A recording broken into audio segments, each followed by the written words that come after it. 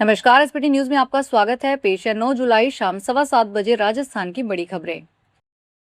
वाणिज्यिक कर विभाग राजस्थान द्वारा कर चोरी के विरुद्ध चलाए जा रहे विशेष अभियान के तहत मुख्यालय की प्रवर्तन शाखा तृतीय जयपुर द्वारा मैसर्स प्रेम ग्रीन प्राइवेट लिमिटेड और उससे संबंधित 4 अन्य फर्मों के कई ठिकानों पर सर्च कार्रवाई की गई।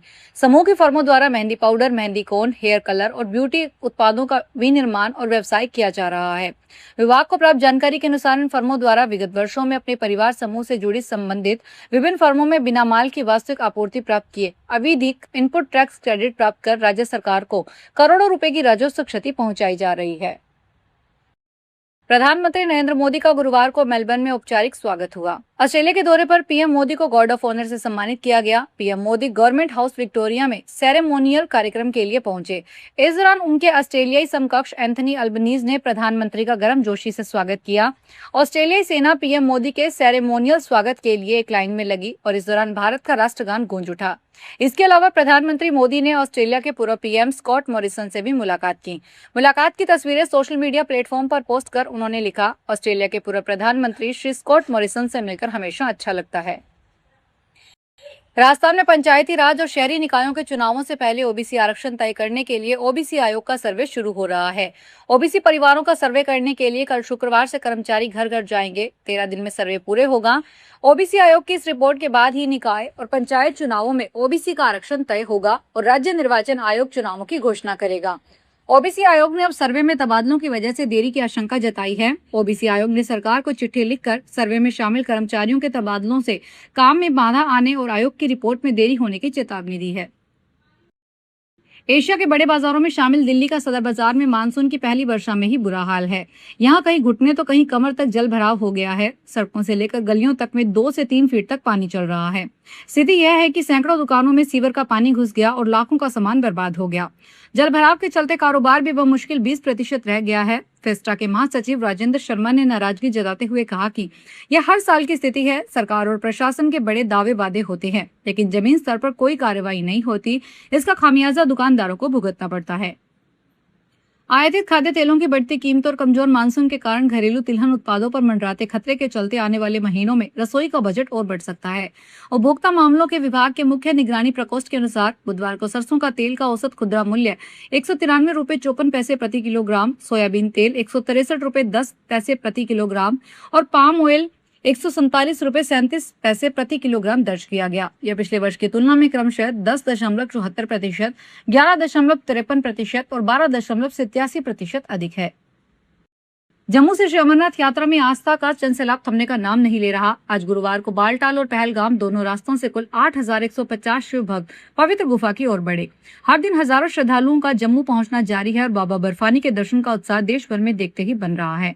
इस बीच गांधरबल जिला प्रशासन ने मनीगाम ट्रांजिट कैंप में ऑन द स्पॉट पंजीकरण के दौरान कुछ गड़बड़ियों का संज्ञान लिया। प्रशासन ने साफ कहा है कि जांच जारी है और दोषियों पर सख्त कार्रवाई होगी।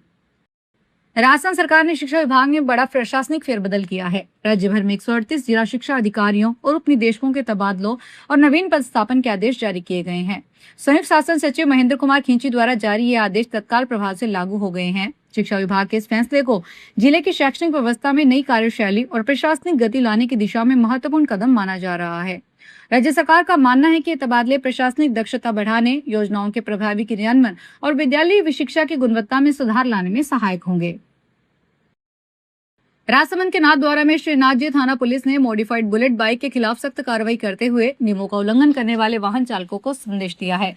पुलिस मुख्यालय, जिला पुलिस अधीक्षक राजसमंद और उच्च अधिकारियों के निर्देश पर चलाए जा रहे विशेष अभियान के तहत तेज आवाज करने वाली और मॉडिफाइड साइलेंसर लगी बुलेट बाइक पर कार्रवाई की गई। जब्त किए गए मॉडिफाइड साइलेंसरों को वेल्डिंग कर पुलिस बैरिकेड में बदल दिया जाएगा। पुलिस का उद्देश्य नियम तोड़ने वाले वाहन चालकों को प्रतीकात्मक और प्रभावी संदेश देना है। आंगनबाड़ी कार्यकर्ताओं ने मानदेय 25,000 रुपए करने और रिटायरमेंट पर 10 लाख रुपए देने की मांग को लेकर गुरुवार को अलवर में आंगनबाड़ी केंद्रों पर ताले जड़ दिए और सड़कों पर उतरकर प्रदर्शन किया। वहीं राज्य कर्मचारियों का दर्जा देने की मांग को लेकर आशा सहयोगिनियों ने भी मिनी सचिवालय तक रैली निकालकर विरोध जताया। आंदोलन के चलते टीकाकरण सहित कई सेवाएं प्रभावित हो रही है। प्रदर्शन के दौरान भीषण गर्मी से एक आशा सहयोगिनी बेहोश होकर गिर गई। बेहोश हुई आशा सहयोगिनियों को पुलिस वाहन से अस्पताल ले जाने के दौरान पुलिस और प्रदर्शनकारी महिलाओं के बीच तीखी बहस हो गई। अजमेर शहर में ई रिक्शा चालकों में स्थायी स्टैंड की मांग की गई है। उनका कहना है कि मजबूरी में सड़क किनारे ई रिक्शा खड़ा करना पड़ता है। क्रांति सेना समिति ने आज कलेक्टर को ज्ञापन सौंपकर 14 जुलाई तक का अल्टीमेटम दिया है। संगठन ने चेतावनी दी है कि यदि तय समय पर शहर में स्थायी ई रिक्शा स्टैंड आवंटित नहीं किए गए और अन्य मांगों पर कार्रवाई नहीं हुई तो 250 से 300 ई रिक्शा चालक कलेक्ट्रेट पहुंचकर अपनी गाड़ियों की चाबियां कलेक्ट्रेट को सौंप देंगे। चित्तौड़गढ़ के भदेसर कस्बे में पिछले 3 दिनों से बिजली की अनियमित आपूर्ति के कारण 25 से अधिक घरों में उपकरण जल गए। राम मंदिर परिसर में भैरूजी बस स्टैंड स्थित ग्राम पंचायत परिसर के बीच के क्षेत्र में उपभोक्ताओं को कम ज्यादा वोल्टेज की समस्या का सामना करना पड़ रहा है। स्थानीय लोगों ने बताया कि इस अनियमित आपूर्ति के कारण घरों में लगे बल्ब, ट्यूबलाइट, पंखे, कूलर और रसोई की चिमनियां खराब हो गई है। इससे उपभोक्ताओं को लाखों रुपए का आर्थिक नुकसान हुआ है। इस घटना में कोई जनहानि नहीं हुई। जयपुर, अजमेर और टोंक जिले की जीवन रेखा कहे जाने वाले बीसलपुर बांध में एक बार फिर पानी की आवक हुई। गुरुवार सुबह बांध का जलस्तर 2 सेंटीमीटर बढ़कर 313 आरएल मीटर दर्ज किया गया। पिछले 24 घंटों में कैचमेंट एरिया में 58 मिलीमीटर बारिश रिकॉर्ड की गई। बीसलपुर बांध परियोजना के अधिशासी अभियंता मनीष बंसल ने बताया कि गुरुवार सुबह बांध का जलस्तर 313 आरएल मीटर दर्ज किया गया। वर्तमान में बांध में 26.217 टीएमसी पानी मौजूद है, जिसकी कुल जल भराव क्षमता का 68% है। देश में पर्यटन को सुरक्षित, व्यवस्थित और पर्यटक अनुकूल बनाने के लिए केंद्र सरकार पर्यटन पुलिस को विशेष प्रशिक्षण देने जा रही है।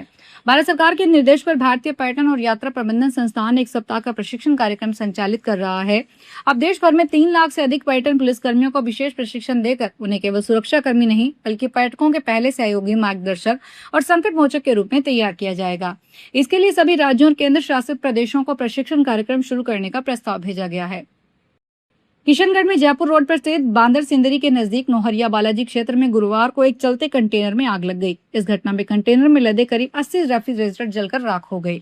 चालक और खलासी ने कूदकर अपनी जान बचाई। जानकारी के अनुसार अहमदाबाद से गुरुग्राम जा रहा यह कंटेनर फ्रिजों की खेप लेकर हाईवे से गुजर रहा था। नहरिया बालाजी क्षेत्र के पास पहुंचते ही कंटेनर से अचानक धुआं उठने लगा। स्थिति भांपते ही चालक और खलासी ने तुरंत वाहन को सड़क किनारे रोक दिया और बाहर निकल गए।